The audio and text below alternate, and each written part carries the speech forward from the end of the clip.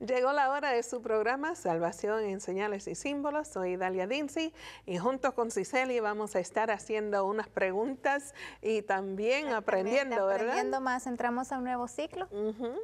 Aquí es donde vamos a poder ver el enfoque de repite y amplía, ¿verdad? Sí. Entonces estamos ansiosos. Y está, por supuesto, con nosotros el pastor Carlos Muñoz. Y nos acompaña el pastor Héctor Delgado también. Gracias por acompañarnos. Qué bueno que están aquí. Gracias a ustedes por invitarnos al programa y por compartir con nosotros esta aventura de aprendizaje. Amén. Valientes. Estudiando el libro de Apocalipsis, ¿verdad? Sí. Él les presentó a mi esposa, ¿verdad? Mucho gusto. Sí, mucho gusto. Verdadero placer. Gracias a Dios. Bueno, ustedes nos visitan del Ministerio Amazing Facts, entonces el pastor Delgado nos visita del Greater New York Conference. Aquí en Desde los la Estados ciudad de los rascacielos, New York. Sí, Sí. Nueva York. Y de hecho, allá fue que nos conocimos. Yo era miembro de la iglesia Dykeman por 5 años, sí. Y Héctor venía, yo estaba recién bautizado, me acuerdo, del 2008. Sí.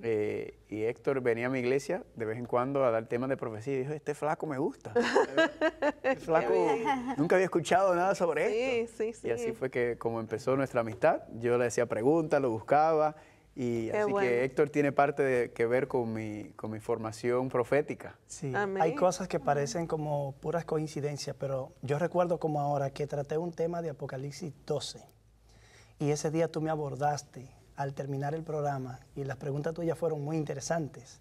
Cuando yo llegué a casa le dije, Mari, mira, conocí un jovencito ahí que hizo unas preguntas muy interesantes. Qué bueno es ver eso, dije yo, cuando la gente está buscando. Sí. Y hoy precisamente estamos abriendo el capítulo 12 de Apocalipsis. Amén. Hey. Qué linda es la vida, ¿verdad? Como increíble. Amén. Sí. Así Y así ustedes están llegando ahora a muchos jóvenes también que tienen las curiosidades o preguntas o dudas de lo que es el libro de Apocalipsis. Es un libro del carácter de Dios. Ya hemos visto cómo Él está al control, Él nos protege y Él nos defiende. Él es un Dios justo y tiene maravillas de promesas para nosotros que confiamos y sabemos que Él va a cumplir cada una de ellas. Queremos entrar al mensaje de hoy, o sea, al estudio de hoy, pero por favor pedimos al doctor Delgado, pastor Delgado, que por favor nos dirija en oración. Vamos a orar entonces. Bondadoso Padre, gracias una vez más porque aquí estamos. Gracias. Amén. Hemos visto tu mano guiándonos, Señor, en medio del estudio de este fascinante libro. Sabemos, Señor, que todavía quedan muchas cosas por entender mejor y por aprender. Ojalá en el tiempo que resta de estos programas, tu Espíritu logre enseñarnos. Amén. También te imploro por quienes nos miran y escuchan por diferentes medios, para que tu Espíritu abra su mente y su corazón, los inquiete y ellos también empiecen a estudiar este material. En el nombre de Jesús oramos. Amén. Amén. Amén. Amén. Entonces, capítulo 12, estamos a mitad, ¿verdad? Casi un poco más de la mitad de Apocalipsis. Y la última vez que estuvimos juntos estuvimos hablando sobre la séptima trompeta, ¿verdad? Terminamos el tema de las trompetas, la séptima trompeta. A ver, ¿qué recuerdan? ¿Qué puntos claves recuerdan de las trompetas? ¿Recuerdan? ¿Algún puntito para repasar? Bueno, que se desarrolló en el lugar santísimo. Estaba en el lugar santísimo, estaba el templo abierto, ¿verdad? Ok, ese es el último versículo, ¿verdad? Pero en general el tema, santuario, Okay, sí, santuario, lugar santo, lugar santísimo, amén, ¿verdad? ¿Qué otros principios aprendimos en las trompetas? La ira de Dios, La ira de de las Dios. naciones. Vimos que Dios no se queda con los brazos cruzados. Amén. Y la pregunta que encuentro en Apocalipsis, ¿hasta cuándo?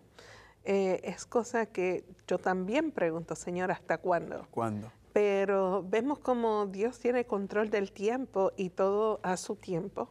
He aprendido que cuando se refiere a un día es un año.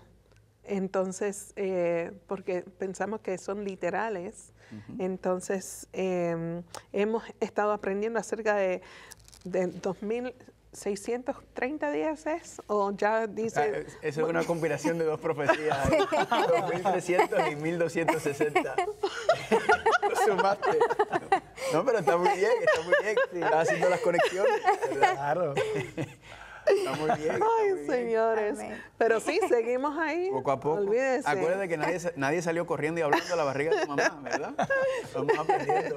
Así que muy bien. Gracias a Dios. Amén. Solamente puedo decir, así como leímos que me encantó el segmento de adoración a Dios los versículos Del 15 al 17. del 15 al 17. Gracias, Señor. Yo encuentro que mi corazón de verdad agradece a Dios en gran manera, pero a veces uno quiere agradecer a Dios tanto que no encuentra palabras, ¿verdad?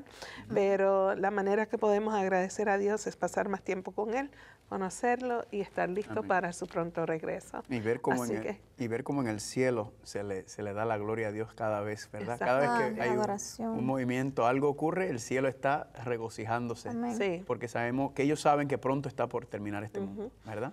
Bueno, dijiste de las 7 trompetas que hemos aprendido de esos capítulos. Y bueno, pues eso, el juicio que se llevó a cabo. El estudio de cómo Dios está obrando en el santuario y cómo ha llegado al lugar santísimo.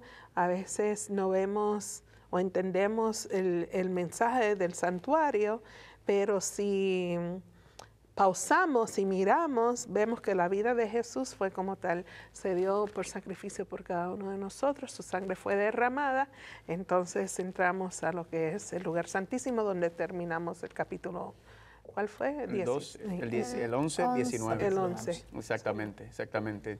Tiene, Héctor, un resumen de una oración. Me gustan tus resúmenes. para De lo que estudiamos anteriormente, Sí. me quedo con el verso 19. Llegamos al lugar santísimo, hemos dado un paso de avance en el tiempo. Ya nuestro Señor no dirige los asuntos del mundo desde el lugar santo, sino desde la sala más íntima del santuario celestial. Y es desde allí desde donde nos llegan los rayos de luz para entender ahora el siguiente escenario, que aunque reengancha un poco en el pasado, nos va a iluminar a nosotros desde el lugar santísimo. Amén, amén. Y es importante notar que el versículo 19, cuando menciona el arca del pacto, alguna gente piensa que entonces desde este momento en adelante es que comienza la última fase del Cristo en el santuario celestial, y es simplemente una base, ¿verdad? Es un Sí, un versículo que sirve como de transición, la conclusión de una sección en el libro para dar inicio a uno nuevo. Exacto, exacto. Entonces, y vamos a ver que es imposible como quiera pensar que esto que vamos a leer en el 12 ocurre después de Cristo entrando al santuario celestial, porque empieza Apocalipsis capítulo 12, versículo 1. Vamos a leer. Idalia, ¿quieres leer? Sí, con mucho gusto. Dice, versículo 1 del capítulo 12 de Apocalipsis. Apareció en el cielo una gran señal, una mujer vestida del sol, con la luna debajo de sus pies y sobre su cabeza una corona de 2 estrellas. Muy bien, entonces apareció en el cielo una gran señal. La palabra señal entonces nos indica que esto no es literal, ¿verdad? Sí. Una señal es sign, como dice en inglés. Sí. Así que aquí nuevamente estamos entrando en símbolos. Dice que hay una mujer vestida del sol, con la luna debajo de sus pies. Una mujer, ¿qué representa en la Biblia? ¿Qué representa una mujer? Una iglesia. La iglesia. ¿Cómo lo sabemos? Bueno, Porque la Biblia es la dice- esposa de Dios. Ok, muy bien, ¿verdad? Dios viene para su iglesia, Muy su bien, esposa. podemos mirarlo, vamos a mirarlo en Apocalipsis 19. Apocalipsis 19. No sé cuál respuesta está versículo buscando, 7. pero eso es. No. Estás ahí. Apocalipsis 19, 7. Si lo quieres leer, Idalia. Sí, gocémonos, alegrémonos y démosle gloria, porque han llegado las bodas del Cordero y su esposa se ha preparado. Muy bien, entonces, la esposa del Cordero, ¿verdad? Una mujer entonces representa la iglesia, el pueblo de Dios, en ese contexto. Y la mujer está vestida del sol con la luna debajo de sus pies y sobre su cabeza una corona de 2 estrellas. Así que aquí la introducción al capítulo 12 es de una mujer. Héctor, ¿qué podemos esperar de este capítulo 12 que vamos ahora a empezar a aventurar, que nos está hablando sobre esta mujer? Bueno, vamos a contextualizar lo que vamos a estudiar. Apocalipsis 12 da un salto hacia el cielo, donde vemos esta gran señal. De hecho, el dragón mismo que se define más adelante en el capítulo es arrojado del cielo. Apocalipsis 12 es como que expande el horizonte de la revelación. Pasamos de los eventos oscuros en la tierra a un ámbito cósmico. Y también se muestra que hay una interacción muy íntima entre lo que está ocurriendo en la tierra y lo que está ocurriendo en el cielo. Eso revela actividad positiva, incluso actividad a favor del pueblo de Dios. Nada escapa al cuidado de Dios. Nada es pequeño, nada es insignificante. Hay una interacción determinante. Es bueno saber también que Apocalipsis 12 es un capítulo fundacional, importante. Quizás los primeros 6 versículos son los que son explicados a partir del verso 7 hasta el 17. Pero también está focalizado en 4 grandes confrontaciones, no más. Aunque el capítulo tiene un alcance cósmico, no se ubica en cada confrontación que el pueblo de Dios tuvo con la fuerza del mal. Solamente en 4 grandes confrontaciones, que las iremos mirando gradualmente en la medida que lleguemos a ella. Y luego, cuando veamos lo que ocurre entre el dragón y la mujer, veremos que esa será ya la primera gran confrontación que el libro nos desarrolla. Las iremos identificando y las iremos ubicando en orden cronológico. Muy bien. Así que, entendiendo este contexto, entonces la mujer, pueblo de Dios, la iglesia, vestida del sol, ¿qué representa el sol? Cristo. El sol, ¿ok? ¿Verdad? Usualmente. Se le llama el sol de la mañana, ¿verdad? Cristo. Y claro, un sol también, la Biblia nos habla de que también el sol se utiliza de una manera indebida, ¿verdad? Cuando se adora al astro. Pero en este contexto, cuando se habla del sol, entonces está hablando de la gloria. La mujer está vestida del sol, está vestida ¿de qué? De la gloria de Dios, ¿verdad? Está cubierta por la gloria de Dios, con la luna debajo de sus pies. La luna, entonces la mujer está parada ¿dónde? En la luna. Está parada sobre la luna, ¿verdad? La luna está debajo de sus pies. Pregunto, ¿la luna da luz propia? No. No. El sol es que refleja la luz. Exacto, la luna refleja la luz del sol. Significa que si la mujer está parada sobre la luna, ¿y cuál es el fundamento sobre el cual la mujer se sostiene? La luna, ¿verdad? La luna no tiene su propia luz, sino la luz que refleja la luna es del sol, el sol representando en este contexto la gloria de Dios. Significa que entonces la mujer está parada sobre la luna. En este contexto podríamos entender que la luna, ¿qué podría representar? Podría representar, ¿dónde se refleja la gloria de Dios? ¿Dónde se refleja la majestad de Dios? En la palabra, ¿verdad? La palabra. Sí, en la Biblia. La mujer o la iglesia tiene que estar fundamentada ¿sobre qué? Sobre la luna, ¿verdad? Sobre la luna, sobre ese fundamento sobre el cual la iglesia está sostenida, ¿verdad? ¿Tú ves algo parecido ahí, Héctor? Bueno, vamos a decir todavía un poquito más. Ok. Yo diría que si la mujer está vestida, sostenida y adornada con elementos que son propios de la creación de Dios, todo lo que la iglesia posee es obra de Dios. En el Antiguo Testamento Cristo se describe como el sol de justicia que va saliendo. De manera que con esta mujer nosotros estamos visualizando una era luminosa. De hecho, Pablo es capaz de decir en sus cartas, en Romanos, Efesios, que él está proclamando un mensaje que otros quisieron quizá proclamar, pero que en este tiempo constituye una revelación especial que Dios está dando. Pero yo creo que tenemos poco tiempo. Quizás para desarrollar esto con el tiempo necesario, Está bien. nos abocamos a la pausa y entonces luego continuamos. ¿Le parece? Sí, cómo no, vamos a la pausa. Buen gancho que dejó para que las personas estén ahí al borde de la silla. Tengo que escuchar esta respuesta. Bueno, vamos a tomar una pausa, mis amigos y hermanos. Gracias por sintonizar, gracias por unirse al estudio. Y ahora vamos a presentarles maneras que ustedes se pueden comunicar con nosotros enviando sus preguntas y curiosidades.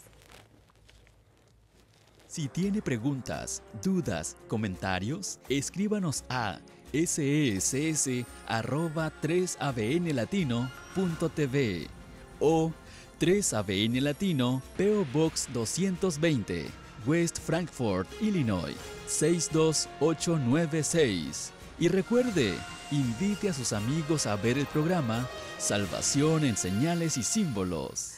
De verdad que nos gozamos aquí en los estudios de 3ABN Latino con esta subfamilia, el panel que estamos juntos dialogando y aprendiendo acerca del libro de Apocalipsis. Amén. Si estuvieran aquí ustedes detrás de las escenas, estarían riéndose con nosotros, hasta llorando con nosotros, yo creo, ¿verdad que sí, Claro Pastor que Muñoz?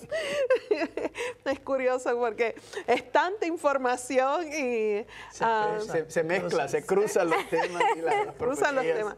Pero por eso es bueno adquirir una copia, porque así uno le Exactamente. da vuelta y Repasar. repasa y repasa, repasa y amplía, repasa y amplía, repite y amplía. Muy bien. Pero amigos, quisiéramos facilitarles a ustedes compartir los datos de contacto directamente de los pastores aquí.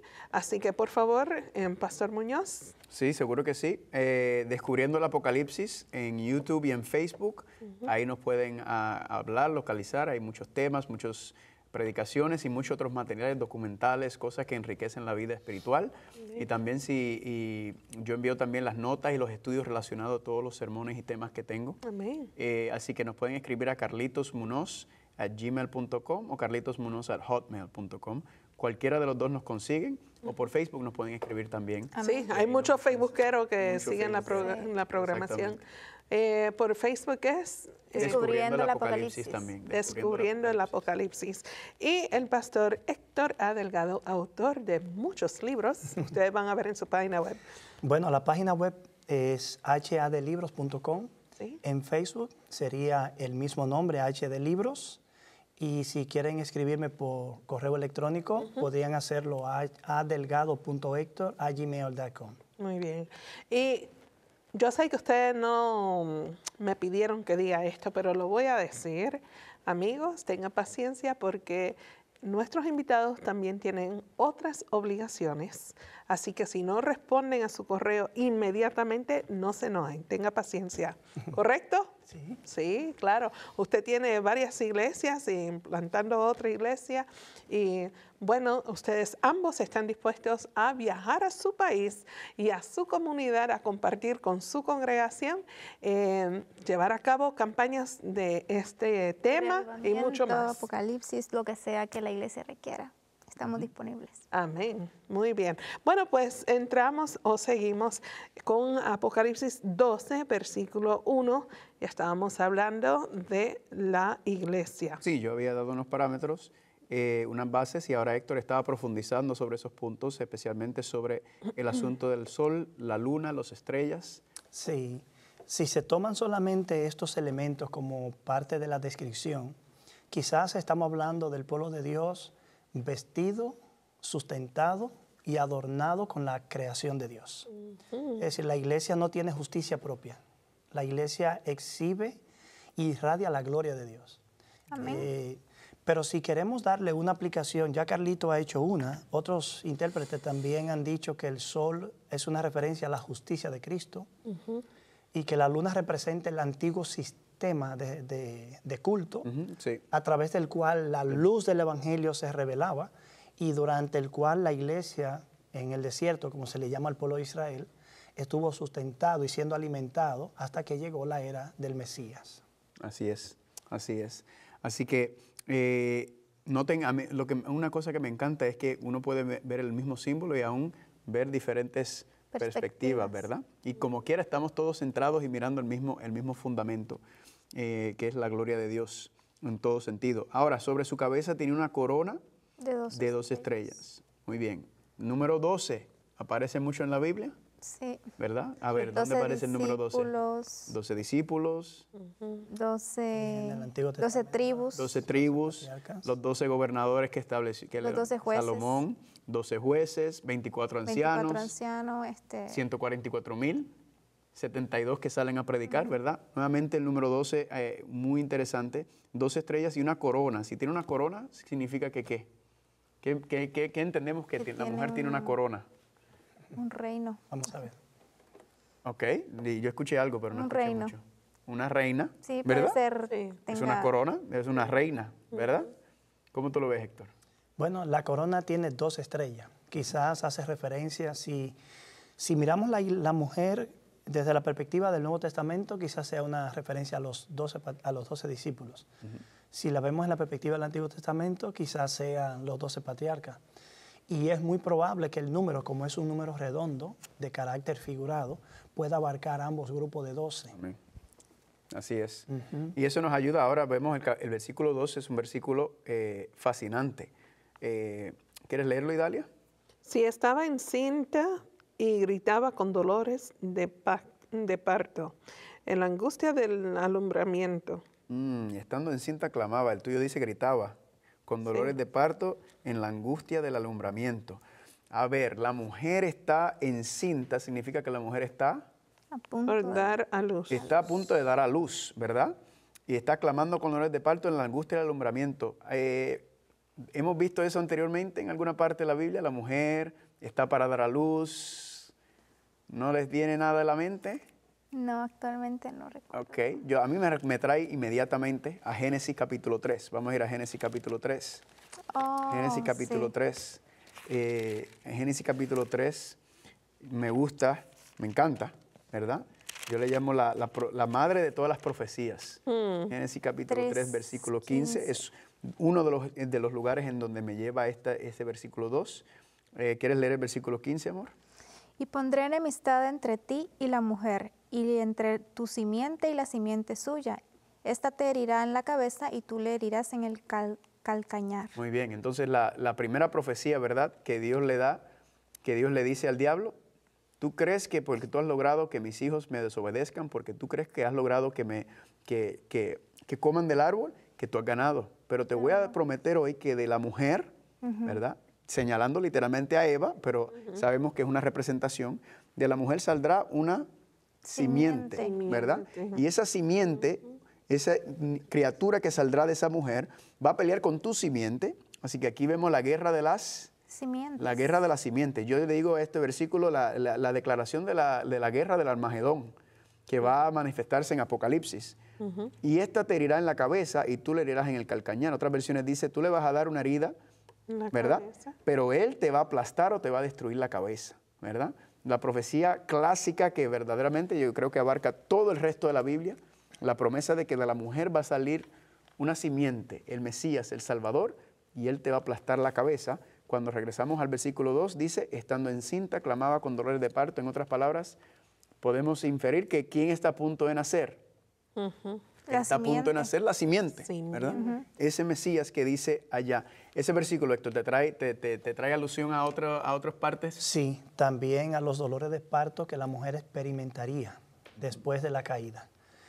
A partir de Génesis, que es el libro donde por primera vez se hace referencia al dolor de parto que la mujer experimenta, esa frase se convirtió como en una metáfora, como en una expresión que denota tiempo de angustia.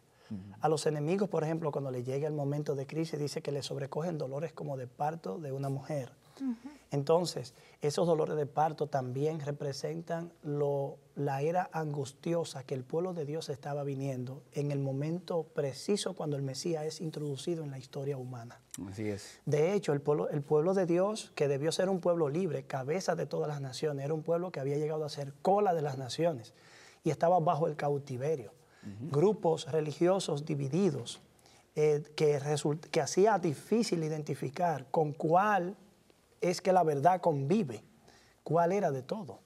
Entonces, esos dolores de parto pueden representar la angustia del tiempo en el que el Mesías está viniendo. Quiero decir algo más respecto a la mujer. La identificamos como una iglesia, pero a mí me gusta más la frase pueblo de Dios, A mí también. pueblo ideal de Dios. A mí también. Miren por qué. La mujer no representa solo la iglesia cristiana, porque la mujer aparece en escena cuando la iglesia cristiana todavía no existe. Ella está embarazada, el Mesías no ha llegado al mundo. El Mesías va a entrar al mundo. Por lo tanto, empieza con el pueblo ideal de Dios del Antiguo Pacto. Y empezando con el pueblo ideal de Dios del Antiguo Pacto, pasa por una transición en la que la mujer termina huyendo al desierto. Entonces penetra el tiempo de la era cristiana. Por lo tanto, la mujer representa el pueblo ideal de Dios, tanto del Antiguo como del Nuevo Pacto. Y es interesante notar que en el Nuevo Testamento Específicamente en Romanos, Pablo desarrolla la idea de cómo el árbol de Israel sirve de base para insertar a los gentiles, y ese injerto es lo que da como resultado la iglesia cristiana. De manera que no podemos ignorar el antecedente judío, la base judía, el fundamento judío que tiene el cristianismo. Nuestra fe es judeo-cristiana, aunque nos llamemos cristianos. Y cuando yo presento el tema de, yo siempre presento que, ¿quiénes eran los primeros dos miembros de la iglesia de Dios? Adán y Eva, ¿verdad? Sí. ¿Verdad? La iglesia, el pueblo de Dios, así lo presento yo también. Y más adelante vamos a ver que aparece otra mujer, ¿verdad? En Apocalipsis capítulo 17, y esa es lo que viene a traer es candela, pero por allá estaremos pronto. Otra cosa que me acuerda, la angustia, clamado con dolores de parto, en la angustia y el alumbramiento también, la experiencia de Éxodo, ¿verdad? La experiencia del pueblo en Éxodo y cómo entonces Dios tuvo que liberarlo. En Éxodo estaban bajo la servidumbre de Egipto. ¿Quién es bajo? El pueblo de Dios estaba bajo la servidumbre de quién en este contexto histórico entonces? De los romanos. Ah, y vuelve a resurgir, ¿verdad? La misma temática. Roma. Vamos a seguir leyendo. ¿Puedes leer, amor, el versículo 3 y 4?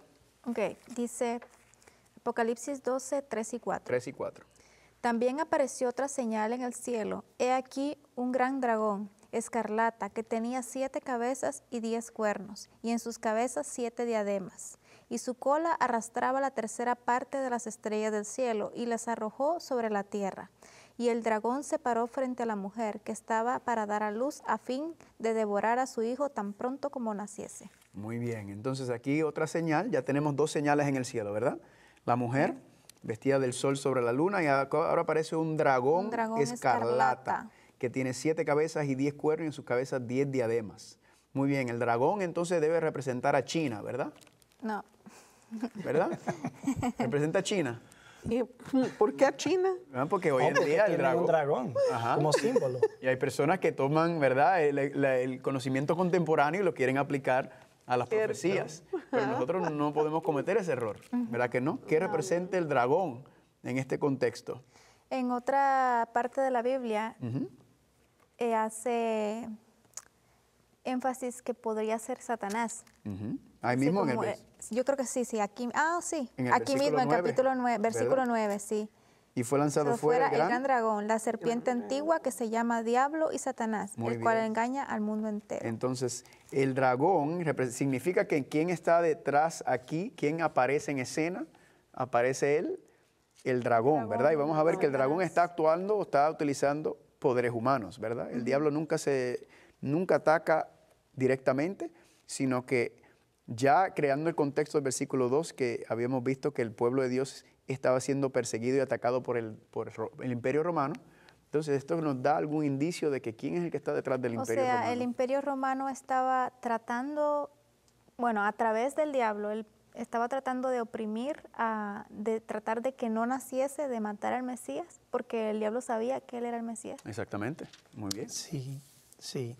El motivo de Génesis reaparece aquí. La frase serpiente antigua, ¿no les recuerda algo? Sí. La serpiente en el desierto. ¿Por qué le llama antigua? Juan quiere que nosotros conectemos otra vez con el Génesis. Ya tenemos la mujer, ya tenemos la simiente, ya tenemos los dolores de parto, ahora tenemos la serpiente, pero también tenemos un elemento que es la vestidura de la mujer. Está vestida de blanco, está vestida de sol, y curiosamente en todos los pasajes bíblicos que se describe la apariencia exterior de los seres celestiales, dice que están vestidos de ropa blanca, finísima y limpia y resplandeciente. De hecho, es interesante saber que hay una antigua tradición judía que dice que Adán y Eva estaban vestidos de un halo de luz que reflejaba la gloria de Dios. Y nosotros creemos que eso realmente era así. Por lo tanto, también las vestiduras blancas de la mujer evoca a Eva en el Edén. Son todos los motivos del Génesis que tenemos aquí. El dragón, que es Satanás, se para delante de la mujer. Verso, ¿dónde está esto? Estábamos leyendo el versículo 3. Sí. 3, 4. 7 cabezas y 10 cuernos. Su cola arrastra la tercera parte. 4. Y el dragón se paró al final del verso 4 frente a la mujer Estaba por dar a luz con un propósito. devorar a su hijo tan pronto naciera. Indiscutiblemente, Satanás identifica en este niño que nace el enemigo milenial prometido. El que va a acabar con él, ¿verdad?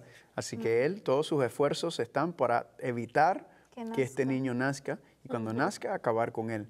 De hecho, me gusta compartir, si queremos resumir lo que es el Viejo Testamento, las Escrituras hebreas, si lo quieres resumir es el intento del diablo en tratar de acabar con el que nazca la simiente y Dios haciendo todo lo posible por proteger la simiente, por proteger el linaje por donde va a venir la simiente, ¿verdad?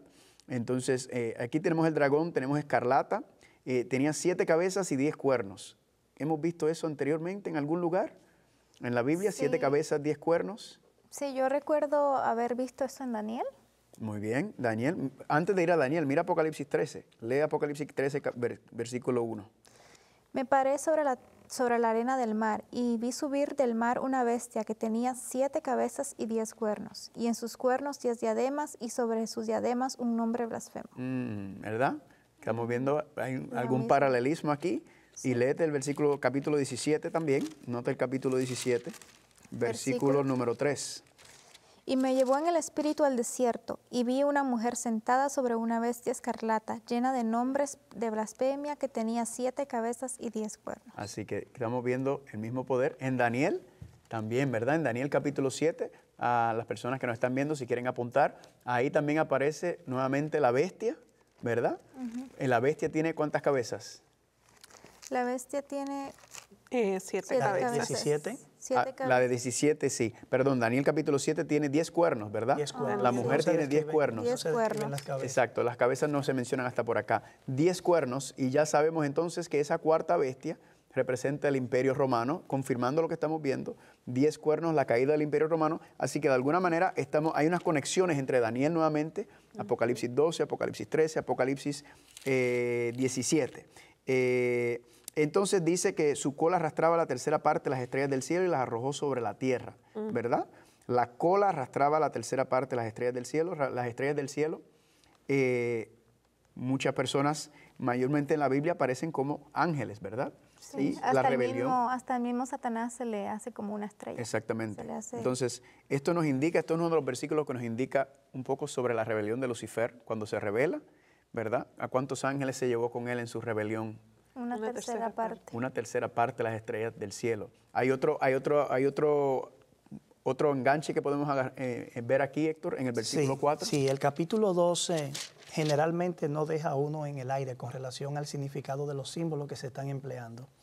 Aunque no explica como explica el dragón todos los demás, se infieren muchas cosas.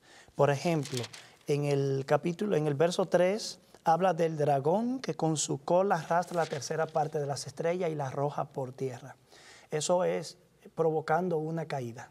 Entonces Satanás provocó la caída de una tercera parte de las estrellas. Pero es en el versículo 7 al 9 donde descubrimos que el dragón y las estrellas son símbolos de Satanás y sus ángeles. Porque aquí se presenta una gran batalla. Y se habla de Miguel y sus ángeles y el dragón y sus ángeles. Ahora no se dice el dragón y sus estrellas, sino el dragón y sus ángeles. Exacto. Entonces ahí está la evidencia de que estas estrellas conforman el grupo de ángeles que se le unieron en la rebelión convirtiéndose en demonios. Amén. Amén. Entonces ahí vemos que luego dice que el dragón se paró frente a la mujer que estaba para dar a luz a fin de devorar a su hijo tan pronto como naciese. Pregunta, ¿estaba el diablo literalmente parado frente a María cuando fue a dar a luz para comerse al niño Jesús? No hay nada de eso. Literalmente no. Ahora nos preguntamos, ¿cómo fue que el dragón o el diablo trató de acabar con el Mesías, con que naciera el Mesías? A través de Herodes. Ok, la matanza. La matanza de los niños, ¿verdad? Sí. Trató de matar al Mesías cuando llegaron los 3 sabios del oriente. Sí. Herodes dijo, no, espera un momento, aquí el único príncipe soy yo, ¿verdad? Aquí el único rey soy yo. Y entonces el enemigo utilizando a Herodes, y Herodes era un monegote del Imperio Romano, ¿verdad? Entonces aquí vemos cómo el enemigo utilizando tanto el poder romano del imperio, Roma imperial, y utilizando también a Herodes para tratar de acabar, de cumplir, que no se cumpliese la profecía de Génesis capítulo 3:15, diciendo, no, yo no voy a permitirlo. Ahora, pregunta, ¿tuvo éxito? No. No, el mismo capítulo dice que el niño fue arrebatado para Dios y su Versículo trono. 15. Amén. Para Dios y su trono. Y ella dio a luz un hijo varón que regirá con vara de hierro a todas las naciones, y su hijo fue arrebatado para Dios y para su trono. Es interesante notar, este versículo 5 es interesante porque habla del nacimiento, de la vida, de la muerte, de la resurrección y de la ascensión de Cristo en un solo versículo. Wow. ¿Verdad? Cierto, La pregunta entonces que yo me hago es, ¿por qué en un solo versículo habla de toda la vida de Jesucristo desde que nace hasta que asciende? Yo entiendo que es porque el enfoque del capítulo 12 no es necesariamente en el hijo varón, sino el enfoque es en la mujer, ¿verdad? El enfoque es en el ataque y la guerra que el enemigo le está haciendo al pueblo de Dios desde el mismo comienzo hasta el mismo fin, ¿verdad? Sí. ¿Qué tú ves aquí en el Por lo versículo? menos en la primera gran confrontación, porque dijimos que hay 4 grandes confrontaciones en Apocalipsis 12. Y la primera de ellas, por lo menos temáticamente, es el ataque contra la mujer. Luego entonces viene el ataque del dragón contra el hijo.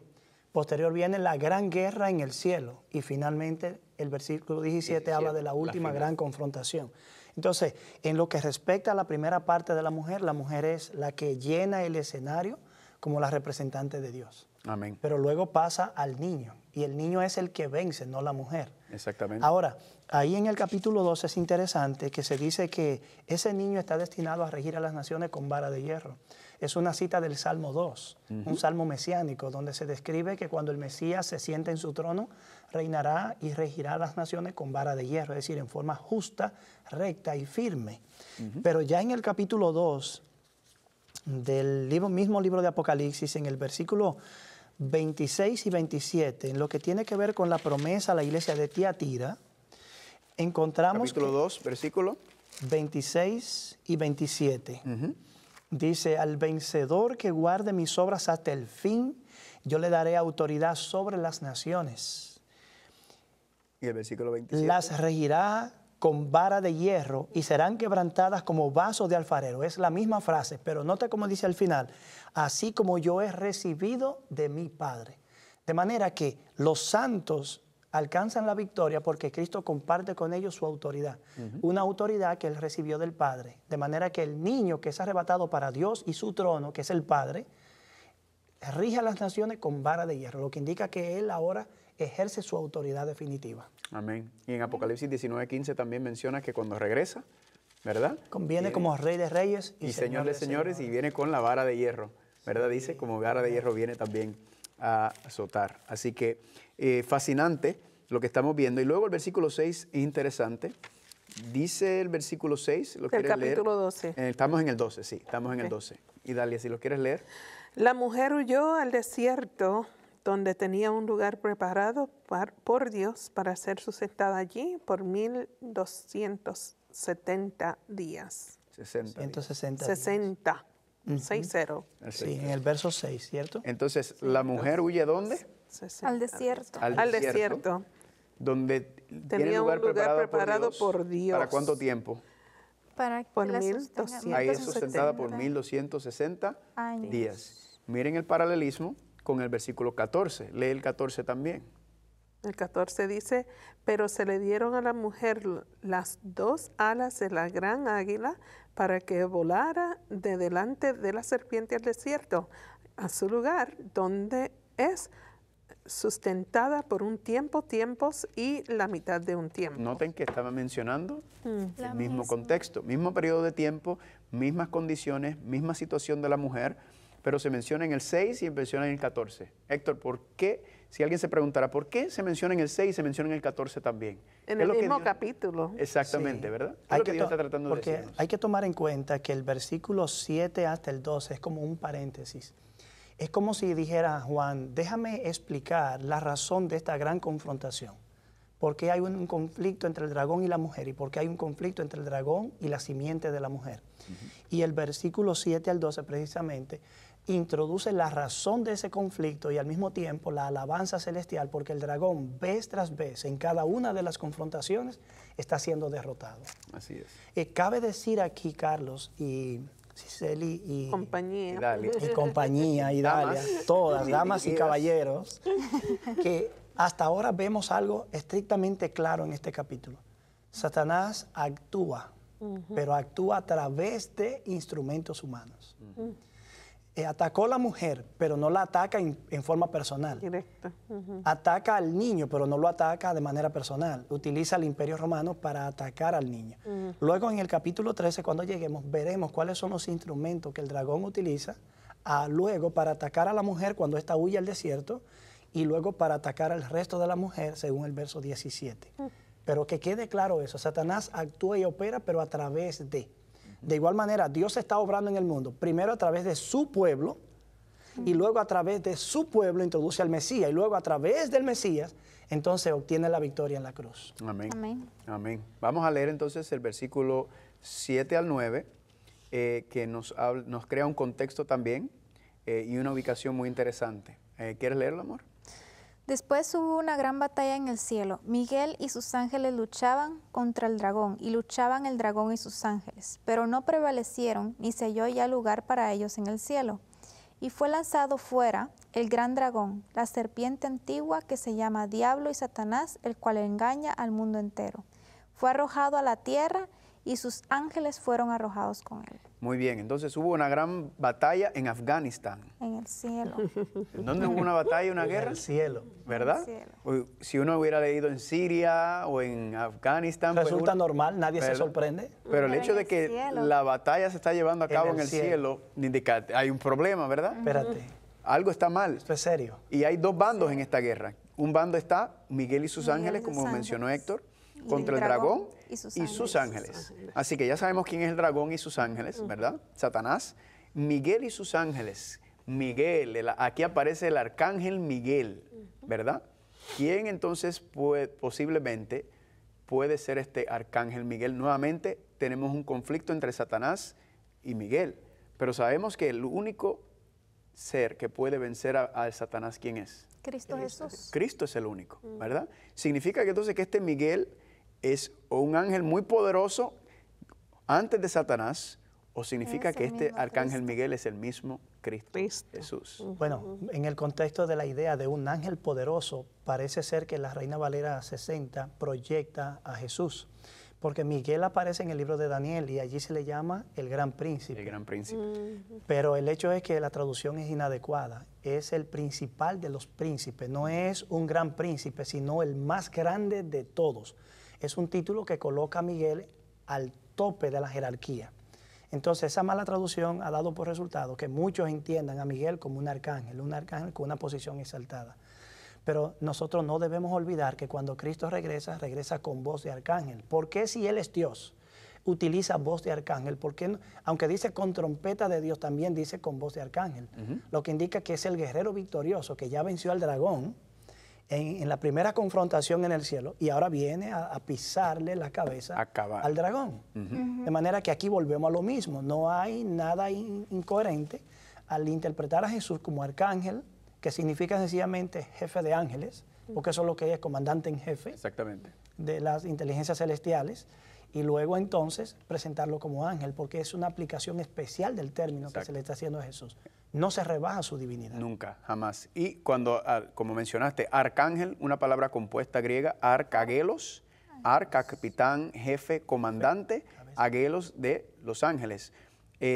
Si las personas no están escuchando y quieren ver más versículos, Héctor mencionó que Cristo viene con la voz de arcángel, Primera de Tesalonicenses, capítulo 4, versículo número 16, ¿verdad? Y también vemos en Josué capítulo 5. Josué se le aparece, ¿a quién se le aparece en Josué capítulo 5? Al final del 5, justo antes El de tumbar a Jericó. príncipe de los ejércitos de Jehová. El príncipe. ¿Y qué hace Josué cuando ve al príncipe en Josué Se capítulo 5? postra y lo adora. Se postra a Y adorarlo. hace que uno se pregunte, ¿cómo puede adorar a un ángel Ajá. y el ángel no dice nada? Cuando en Apocalipsis el ángel rebota, inmediatamente Juan En el intenta 19. adorarlo. Exactamente. Algo que veremos más adelante. Exacto. Entonces lo que estamos viendo es que este arcángel, ¿verdad? Significa, bueno, repetimos, por favor, es muy importante, Jesucristo no es un ángel, un ser creado, un ser alado, sino que Cristo es el arcángel, el capitán, el jefe, comandante de las huestes celestiales. Amén. Amén. Y Gloria a con Dios. esa nota vamos a una pausa, amigos, para dar información de cómo adquirir este material. Ya regresamos. Queremos que ustedes terminen esta hora, pero no solamente eso, estén listos para otro episodio. Para más información de cómo adquirir su copia de la serie Salvación en Señales y Símbolos, llámenos durante las horas laborales al 1-618-627-7021. También puede escribir a 3ABN Latino, P.O. Box 220, West Frankfort, Illinois, 62896. Bienvenidos amigos, continuamos con el estudio rapidito porque el tiempo se nos va. Muy bien, en el capítulo 12, versículo 7. Después hubo una gran batalla en el cielo entre Miguel y sus ángeles, luchaban contra el dragón y el dragón sus ángeles. Es interesante notar que Miguel representando a Cristo aquí, ¿verdad? El que es como Dios, el que es Dios, está en una pelea con el diablo. Esta pelea, aunque hay elementos físicos en esta pelea, no se puede entender como una pelea puramente física. ¿Por qué? Porque Dios es omnipotente, ¿verdad? Entonces, esta pelea tiene que ser algo más que simplemente una pelea de fuerza o de fortaleza, porque no hay nadie más fuerte y poderoso que Dios. Entonces, esta gran batalla, es interesante, la palabra batalla significa la palabra polemos, o polémica, o política. Esto me da a entender, nos indica que esta batalla verdaderamente que se está desatando es una batalla de ideas, una batalla de argumentos, ¿verdad? Porque Dios es más poderoso que todos. Significa que entonces el argumento del diablo desde el principio fue que Dios no merece ser gobernador, Dios no merece ser rey. A los ángeles, ¿verdad? Yo debo ser el rey, Isaías capítulo 14, yo debo ser el gobernante, ¿verdad? Y lleva a Adán y Eva, como él no logró hacer, él lleva a Adán y Eva ¿a qué? A decirle, ustedes también pueden ser Dios, ustedes se pueden sentar en el trono, no necesitan de Dios, ¿verdad? Entonces, esta pelea, esta guerra que se está llevando a cabo es una batalla de ideas, ¿verdad?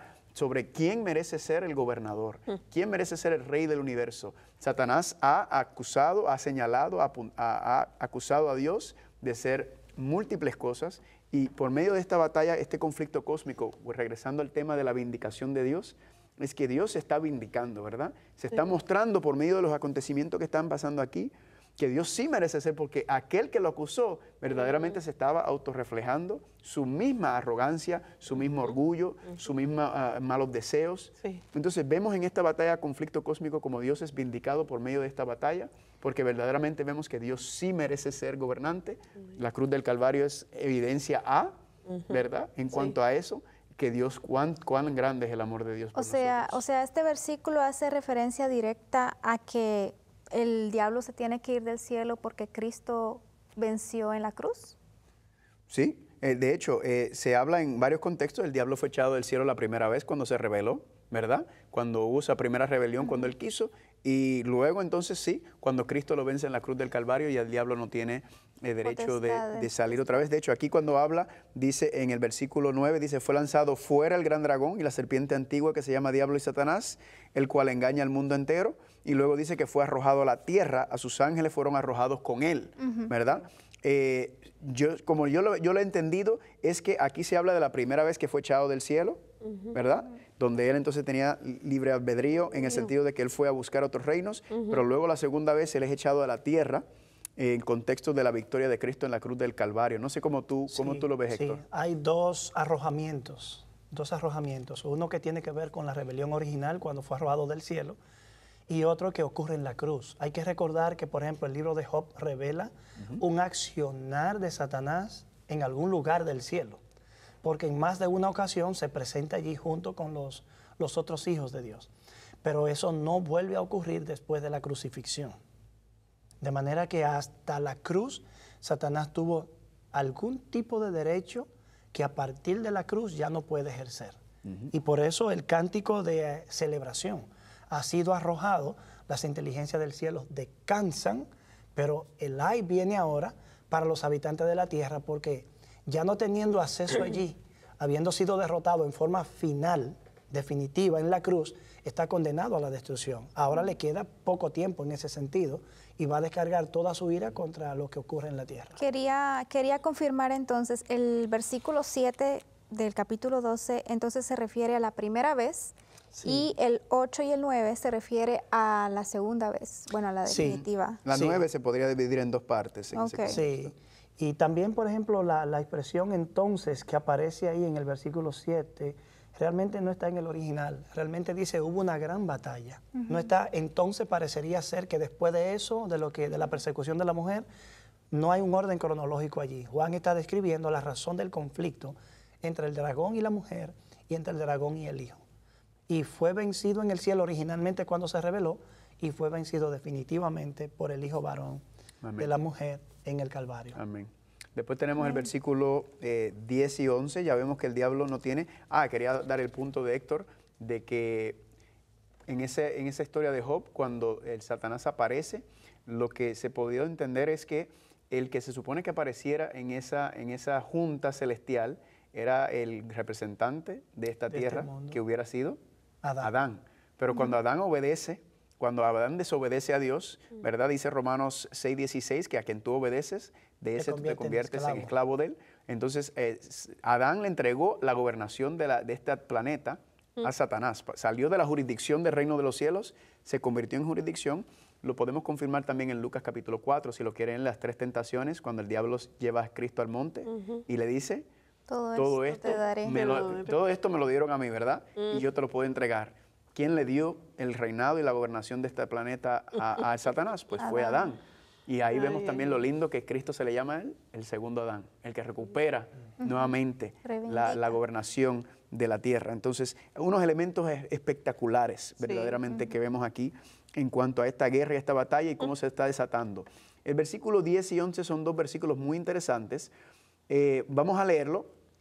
¿Quieres leerlo? Ok, dice, entonces oí una gran voz en el cielo que decía, ahora ha venido la salvación, el poder y el reino de nuestro Dios y la autoridad de su Cristo, porque ha sido lanzado fuera el acusador de nuestros hermanos, el que los acusaba delante de nuestro Dios día y noche. Y el 11 también. Y ellos le han vencido por medio de la sangre del Cordero y de la palabra del testimonio de ellos, y menospreciaron sus vidas hasta la muerte. Muy bien. Entonces, del 10 al 11 tenemos una dinámica muy interesante. Llegado la salvación, el poder, el reino, la autoridad de nuestro Dios, ¿por medio de quién? De Cristo. Por medio de Cristo, ¿verdad? Dios está siendo vindicado, Dios está regresando, el universo entero ya ha dado cátedra, Cristo le ha dado cátedra del carácter de Dios, de quién es Dios, del amor de Dios, y vemos que entonces hay una victoria en cuanto a la acusación del diablo. Ha sido lanzado fuera por su mala acusación, por su falsa acusación. Se ha mostrado que lo que él decía era mentira, ¿verdad? Que Dios es justo, que Dios es bueno y que Dios es el que debe estar sentado en el trono. Amén. Héctor, ¿cómo tú ves eso? No, llama la atención el hecho de que en el verso 11 dice que los santos le han vencido. Hay un nay para la tierra. Los santos todavía están en la tierra. Pero ellos vencen, ellos alcanzan la victoria. De alguna manera, la victoria del niño sobre el dragón es lo que garantiza la victoria de los seguidores del niño sobre el dragón. Amén. El dragón es poderoso, pero es un enemigo vencido. Fue vencido en el cielo, fue vencido en la cruz. Sí, Señor. Y será vencido nuevamente cuando el Señor regrese. Y será vencido incluso por los santos a pesar y de las acusaciones que él realiza. Yo quiero llamar la atención el hecho de que en Romanos 16, verso 20. Romanos 16, vamos allá. Romanos 16, 20. Que precisamente constituye el cumplimiento final de la promesa, de aquella profecía que usted dijo que es la madre de todas las profecías. Una profecía que yo la llamo la profecía de más largo alcance que hay en las Escrituras, dentro de la cual aún los 2300 días, que es la más larga en términos de tiempo, está incluida. En el verso 20 dice, el Dios de paz aplastará muy pronto a Satanás, pero noten bien, no solamente dice que lo aplastará, sino dice que lo va a aplastar debajo de las plantas de nuestros pies. Pudo haber dicho, Dios lo aplastará y lo dejará debajo de las plantas de sus pies, pero lo atribuye a un triunfo compartido. Y aquí en Apocalipsis dice, ellos le han vencido. Este es el triunfo de ellos. Recuerden que en el capítulo 2, cuando dice al que venciere, el verso 26-27 que leímos, al que venciere y que guarde mis obras hasta el fin, yo le voy a dar autoridad sobre las naciones. Las van a regir con vara de hierro, como yo he recibido de mi Padre. De manera que la autoridad de Cristo es de tal magnitud que aun cuando es delegada es capaz de vencer las artimañas de Satanás. Gloria a Dios.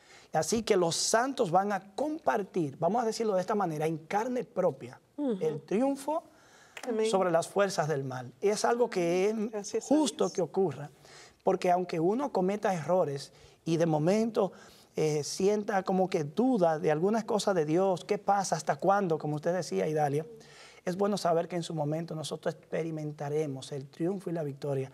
Amén. Y ese sabor a victoria quedará en nuestros labios. Te pregunto, el versículo 11, ¿lo podemos entonces aplicar al versículo 17 de esa batalla final, de esa victoria final? Sí, porque este versículo es comprensivo, abarca la victoria final de todos los redimidos. Amén.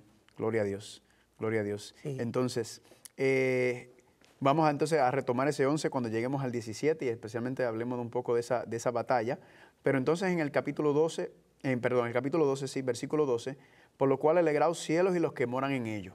¿Por qué ustedes creen que el cielo está de fiesta? Porque no está más Satanás ahí. ¿Verdad? Ha sido acusado está. fuera. Ustedes se Ha sido imaginan libre, esa nota expulsado. discordante entrando Todo al el cielo. tiempo ahí, Todo el acusando, tiempo, y acusando, infiriendo. señalando, apuntando. Y yo me imagino, porque dice que la acusación es contra nuestros hermanos, ¿verdad? Yo me imagino el diablo allá en el cielo diciendo, ¿ustedes ven esos seres humanos allá abajo? No los dejen entrar al reino de los cielos. Miren el desastre que tienen ellos allá abajo. Mira cómo se matan, mira cómo se maltratan, mira cómo se violan, mira cómo... Uy, acusando. Pero hay una señalando. realidad. A nadie le gusta que le hablen mal de las personas que ama. Sí. Y yo me imagino cuánto el cielo les disgustaban las acusaciones de Satanás, porque están hablando de nosotros a quienes aman. Ajá. Porque aunque nosotros cometamos errores, los hijos de Dios somos la posesión adquirida del Señor. Somos parte de esa familia universal, Amén. de la cual los ángeles también son parte. Así es. Yo lo relaciono a esa persona en el trabajo que llega siempre con un negativismo y con una mala actitud. Ah. Y tú como que, como que... ¿Cómo? Que se vaya ya. Que se devuelva. Se vaya, ¿verdad? O esa persona que incomoda a uno. Así es como yo veo a Satanás. Y el cielo como que, gloria a fin Dios, se nos libramos fue. de este ya. Sí. Pero ay de los Pero habitantes. ahí viene la segunda parte del versículo. Ay de los moradores del mar y de la tierra, porque el diablo ha descendido a vosotros con gran ira, sabiendo que tiene poco tiempo. Ay. En otras palabras, el diablo ya sabe que está vencido, ¿verdad? Ya Gloria a Dios. pronto viene su jaque mate y ahí viene su gran ira contra ¿quién? Contra la mujer.